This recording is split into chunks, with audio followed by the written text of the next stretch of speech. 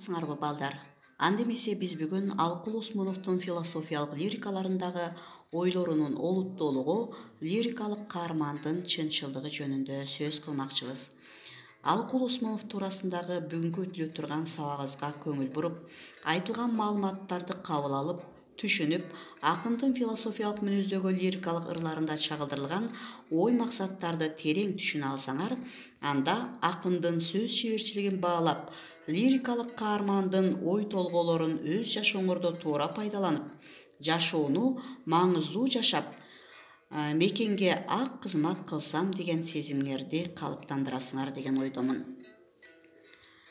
Анда бүгүнкү сабактын алдында Алкул Осмоновдун төмөнкү ыры менен баштап берейин. Мен уялам, мына мындан уялам. Көзгө толор бир чоң эмгек кылбагам, колуң кезеп, жолуң болгур деген сейт, жер шарынан күлүп учкан заманам. Алкул Осмонов таланттуу акын, чебер котормочу катары өзүн тааныта алды. Кыргыз поэзиясын алкулсуз элестетүү мүмкүн эмес.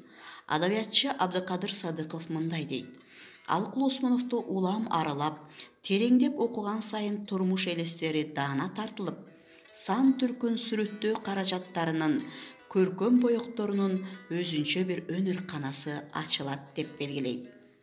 Балдар, анда эмесе силерге биринчи тапшырма берейин. Силер билген маалыматтар боюнча төмөнкү таблицаларды карап, толтуруп көргүлө. Алкул Осмоновдун өмүр баянына байланышкан маалыматтар, акындын лирикалары, котормолору жана драмалары. 5-7, 9 класстарда алган маалыматтарыңарга, өз алдынча окуган материалдарыңарга таянып, бул таблицаны иштеп чыккыла. Кымбаттуу окуучулар, акындын өмүр чыгармачылыгына байланышкан маалыматтарды мындан ары улантып, бүгүнкү жана андан кийинки өтүлө турган акындын чыгармалары жөнүндөгү маалыматтар менен толуктап жазып барсаңар болот. Анда эмесе бүгүнкү сабагыбызда лирик акын Алкул Осмонов жөнүндө кеңири сөз кылмакчыбыз. Алкул Осмонов эң оболу лирик акын. Анын чыгармачылык күч кудурети лирикалык ырларында баарынан ачык айтылган. Акын поэзияны жөнөкөй гана кесиби эмес, өз өмүрүнүн шериги, жашоосунун маңызы, коомго кызмат кылуунун майданы деп эсептейт. Дайыма чыгармачылыкка умтулуп, чымырканган мээнеттин натыйжасында өз алдынча ойлоно алуу мүмкүнчүлүгүнө жетишкен. Өзүнүн жекече ой сезимдерин ырга айландырып жазуу менен кыргыз поэзиясына жаңылык киргизди. Ушул багытта биринчи жазган ыры Бөбөккө деген ыры болду. Алкул өмүр, өлүм, дүйнө, жашоо маңызы, убакыт жөнүндө кеңири баяндап, өлбөс темаларга кайрылып кетти десек болот. Анын чын жолдош, адамзат, тирүүлүк, 30 жаш жана башка ырларында кеңири баяндалып айтылган. Ооруга чалдыккан акын өлүм жөнүндө ойлоого аргасыз болду. Ошол себептен ал өмүр менен өлүм темасына кайрылганда, ал теманы да керт башы менен ачып алды. Мисалга, 30 жаш деген ырын анда эмесе силер менен биргеликте төмөнкү видео роликти көрүүгө чакырам.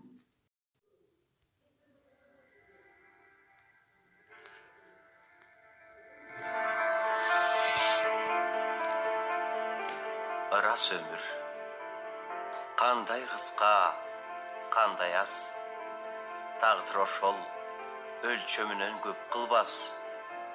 Бирок чиркин аздыгына мейли эле, анын октой тездигине катат баш. Кечии гана тигил кырда жок эле, кайдан чыкты боз ат минген 30 жаш.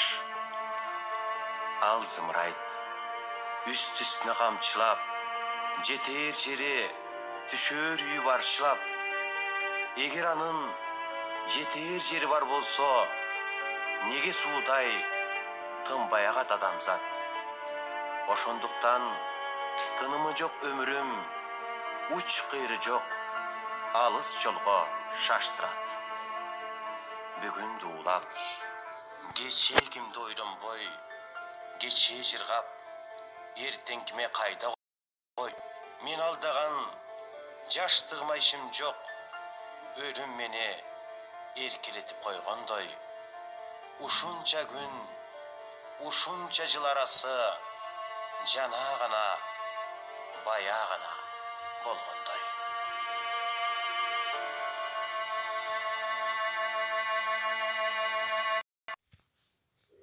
Жогорудагы видеороликтен силер Алыкул Усмановдун 30 жаш деген ырын уктуңар. Ырда кечээ гана тиги кырда жок эле кайдан чыкты боз ат минген 30 жаш деп айтылат. Силер айткылачы, 30 жаш бул кандай курак? Эмне үчүн Алыкул 30 жашта эле өзүн кандайдыр бир картаң сезе баштаган? 30 жаш күлгөн курак эмеспи? Силер кандай ойлойсуңар? Боз ат минген деген сөздөр менен айкалышканда кандайдыр бир картаң түскө боелуп, жаңы бир образга айланды десек болот. Ал зымырайт, үст-үстүнө камчылап, жетер жери түшөр үйү барчылап, деп жазат акын. Убакыт менен адам өмүрүн байланыштырат. Зымырап учкан сайын адам өмүрү да узап, өлүмгө жакындай берет. Ошондо акын токточу өмүр, токточу өмүр, токтой тур деп кыйкырат. Анын үнүндө эмне байкалат?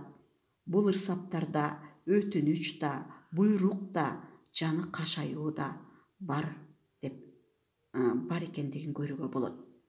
Ал эми тил албасаң жоголо бер, кете бер.